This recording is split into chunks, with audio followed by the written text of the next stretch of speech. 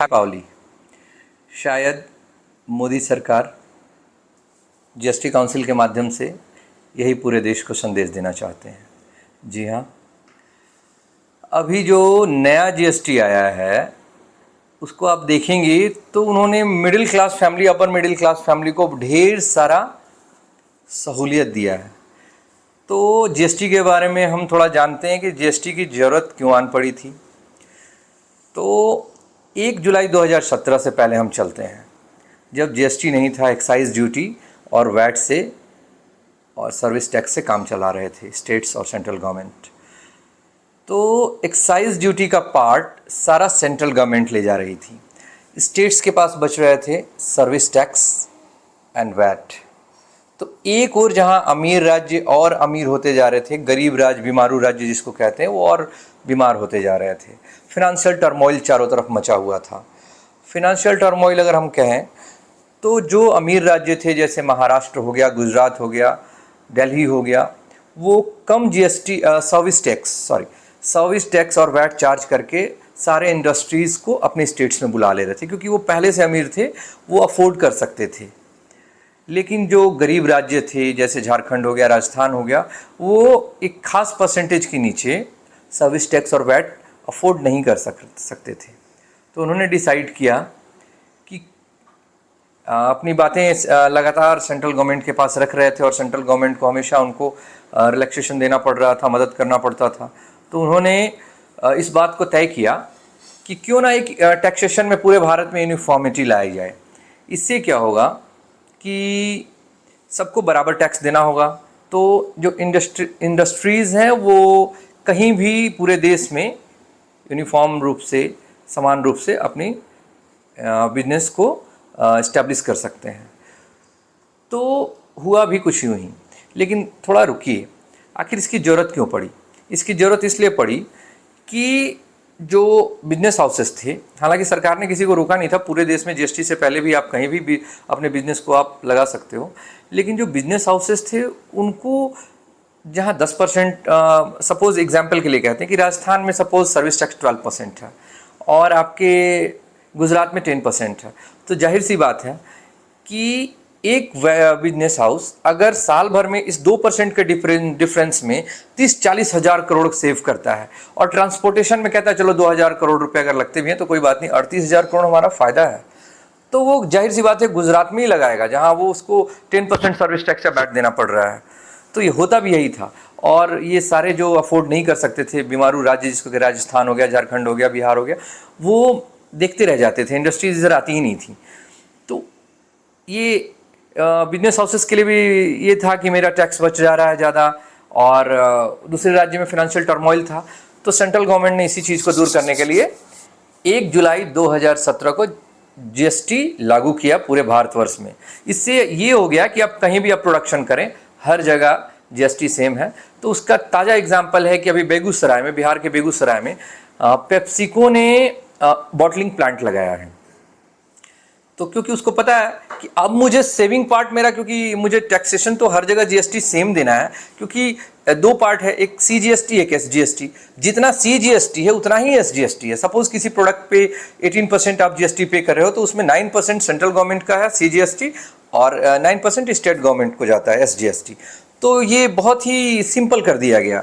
17 तरह के टैक्स, 23 तरह के सेस को मिलाकर एक यूनिफॉर्म जो टैक्सेशन सिस्टम लाया गया, वो जीएसटी का सिस्टम था। और ये बहुत ही आसान था। एक आम व्यापारी, एक जो नहीं समझता था टैक्सेशन के बारे में, एक लंबा उसके लिए सेमेस्टर बन सकता था टैक्सेशन पढ़ना, उसके लिए जीएसटी अब समझना आसान हो गया था कि मुझे इस प्रोडक्ट पे इतना जीएसटी पे करना है, दैट्स इट। तो एक पूरे भारतवर्ष में एक क्रांतिकारी कदम था और जीएसटी आ गया। और जीएसटी, थोड़ी सी जानकारी दे दूं, संविधान के 101वें अमेंडमेंट पे ये जीएसटी आया था। और ये जब जीएसटी आया तो ढेर सारी चीज़ अपने पास साथ लाया। जी हाँ, 4 तरह का स्लैब लेके आया। इतना भी आसान नहीं था। 5% में जो गुड्स एंड सर्विसेज आते थे, कुछ 12% के स्लैब में आते थे, कुछ 18% के स्लैब्स में आते थे, और कुछ आते थे 28% के स्लैब में। मोस्टली जो 28% के स्लैब्स में आते थे वो सिन प्रोडक्ट्स होते थे। सिन प्रोडक्ट्स कह लें luxurious things, tobacco, sin products मतलब सीन मतलब कि कोई अपराध हमेशा से लग्जरी को एक ये बुरे नज़र से देखा जाता है, अपराध टाइप का देखा जाता है, हमारे विलेनाइज किया गया है कि बड़ी गाड़ी है तो ईमानदारी का नहीं होगा, अमीर लोग ये होते हैं, गरीबी को ग्लोरीफाई किया जाता है कि गरीब है तो ईमानदार है, अमीर है तो जरूर इसलिए एक नाम है कि जो आप बहुत लग्जरियस चीज़ें यूज़ कर रहे हैं, टोबैको यूज़ कर रहे हैं, हालांकि वो ठीक है, टोबैको वगैरह समझ में आता है कि जो आपके नशा पान की चीज़ें हैं वो सिन प्रोडक्ट हैं, आप कर रहे हैं भाई, ये सब करके करना भी नहीं चाहिए, तो ठीक है। तो ये सब अभी चीज़ें थी और जीएसटी काम कर रहा था भारत देश में, लेकिन 56 जीएसटी काउंसिल की बैठक में एक डिसाइड हुआ और डिसाइड हुआ कि 22 सितंबर 2025 से हम नई जीएसटी रेट लागू करेंगे, और लागू भी हो गया। और आपको बता दूं 2 स्लैब्स हट गया, 12% का स्लैब हट गया और 28% का स्लैब हट गया। तो हुआ क्या, जो उस स्लैब्स की चीज़ें थी 12% स्लैब वाली चीज़ें सारी 5% वाले में शिफ्ट कर गई। जो अभी तक जिस चीज़ पे आप 12% टैक्स दे रहे थे वो अब उस चीज़ों पे 5% टैक्स देना था, और जो 28% वाली टैक्स की चीज़ें थी अब उस पर सिर्फ 18% वाला टैक्स देना था। और बहुत सारी चीज़ें ऐसी भी हुई कि जिस पे 18% दे रहे थे उस पर 5% देना है। बहुत सारी चीज़ें थी जिस पे आप 18% दे रहे थे, मसलन लाइफ इंश्योरेंस, उस पर टैक्स जीरो कर दिया गया, हटा दिया, वेव कर दिया पूरे तरीके से। लेकिन ऐसा क्यों किया ये हम बाद में जानेंगे। लेकिन अभी क्या क्या हुआ है वो देखिए इस नए वाले जीएसटी में। तो इसी पे हम मुख्य अपनी चर्चा रखेंगे जारी, कि जैसे कि लाइफ इंश्योरेंस जीरो कर दिया गया, 18% चार्ज किया जा रहा था, तो ये अच्छा है, स्वागत। जो आपका पेपर है उस पर भी जीएसटी कम कर दिया गया है, जो आप नोटबुक लिखने के लिए यूज़ करते हैं। लेकिन ये है कि आप यार एक तरफ आप जो वाइट पेपर है उस पर आपने जीएसटी का रेट पहले 12% था, शायद 18% कर दिया है, और इधर एक तरफ से जीएसटी आपने रेट बढ़ा दिया है वाइट पेपर पे, जब नोटबुक पे कम कर दिया है जो लिखने वाली कॉपी है। तो इस तरीके से आपने देखी, इस तरीके से ले लिया है, मोटा मोटी यही है। लेकिन अभी इस पे और डिस्कशन करते हैं। जैसे कि आप गाड़ियाँ यूज़ करते थे, तो अगर आपकी गाड़ियों पे भी जीएसटी का रेट कम कर दिया गया, पहले 28% के स्लैब में थी, अभी उसको कम करके 18% के स्लैब में कर दिया गया। लेकिन सारी गाड़ी नहीं है, जो गाड़ी मसलन आप पेट्रोल की गाड़ी यूज़ करते हो 4 व्हीलर, तो पेट्रोल में अगर 1200 सीसी से ऊपर की गाड़ी है तो वो 40% के स्लैब में चली जाएगी, क्योंकि उसको सिन प्रोडक्ट और लग्जरियस गुड्स माना गया है, इसलिए उस पर 40% टैक्स देना पड़ेगा आपको। और अगर 1200 सीसी से कम है पेट्रोल गाड़ी तो, या 1200 सीसी तक है तो आपको 18% देना है। उसी तरीके से डीजल गाड़ी आप रखते हो तो 1500 सीसी से अगर ऊपर जैसे ही जाते हो तो आपको 40% टैक्सेशन के स्लैब में जाना पड़ेगा। और लंबाई में भी अगर 4000 mm मतलब 4 मीटर से लंबी गाड़ी अगर आपके पास है तो वो 40% के श्रेणी में चली जाएगी। बाइक्स की बात करें तो 350 सीसी के ऊपर की बाइक्स 40% के स्लैब में चली जाएंगी। उसी तरह नौका, महंगी याच और बहुत सारी चीज़ें हैं। टोबैकोज 40% है। 40% टोबैको को क्यों डाला गया? सरकार का मानना है, एक धड़े का मानना है कि अगर हम ये चीज़ें महंगी करेंगे तो लोग इसको कम यूज़ करेंगे, कंजम्पशन कम करेंगे, इससे कम बीमार पड़ेंगे। सरकार का एक बड़ा पैसा ये लोगों का इलाज में और डोनेशन में, और कैंसरस लोगों के, जिसको कैंसर हो जाता है उसके इलाज पे खर्च होती है। तो एक तरह से सरकार ने ये कोशिश किया कि नशा पान को हम लोग रिटार्ड करें, उसको बढ़ोतरी ना दें। लेकिन दूसरा धड़ा मानता है कि आपने जो लोगों को जीएसटी का रेट कम क्यों किया, कि लोगों के जीवन में आसानी आए, जो चीज़ अब खरीदना चाहते थे ज़्यादा वो वस्तुओं का उपभोग कर पाएँ, उनकी जीवन शैली थोड़ी उच्च हो, आगे बढ़े। लेकिन अगर आप एक तरफ से रिलैक्सेशन दे रहे हैं, पैसे घर में बच रहे हैं और नशा महंगा कर रहे हैं, तो एक धड़ा का मानना है कि नशा जिसको करना वो करेगा ही, वो रुकेगा नहीं। तो वो रुकेगा नहीं तो और ढेर जो आप पैसा उसके घर में बच रहा है उस पैसे को भी ले जाके वो नशा खरीदेगा, एक धड़े का मानना है। लेकिन मेरा पर्सनल ओपिनियन है, अगर मैं ओपाइन करूं तो मैं ये कहूंगा कि सरकार का ये बहुत स्वागत योग्य कदम है कि तो जीएसटी के तमाम हम लोगों ने समझे रेट्स और स्लैब्स। 40% में कार्स, लग्जरीज कार चली गई हैं, और 18% में छोटी कारों का ये हो गया, डाल दिया गया है छोटी कारों को।